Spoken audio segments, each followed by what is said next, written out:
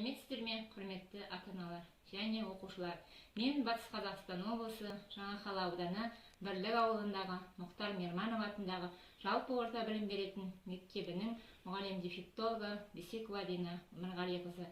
Мен сіздерге үй жағдайында оқушылардың қол моторикасын дамытуға арналған ойын түрлерін ұсынамын.